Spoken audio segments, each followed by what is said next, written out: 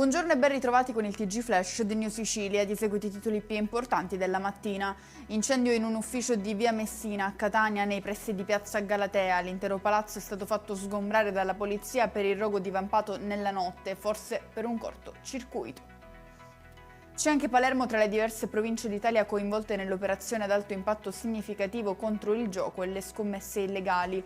Nel mirino la gestione delle scommesse sportive nei punti della rete fisica sul territorio.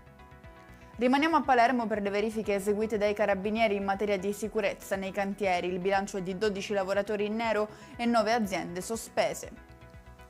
Sostituire il proprio cognome con quello della madre, questo è l'obiettivo con cui un giovane della provincia di Trapani ha dato il via a una battaglia legale. Dopo il rigetto dell'istanza, il ragazzo ha presentato il ricorso al TAR, di fronte al quale la prefettura ha fatto un passo indietro, accogliendo la richiesta che aveva in un primo momento rifiutato.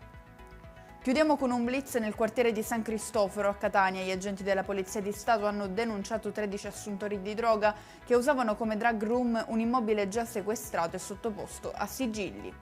E con questo è tutto, prossimo appuntamento stasera alle 19:30. Grazie per averci seguito, buon proseguimento di giornata.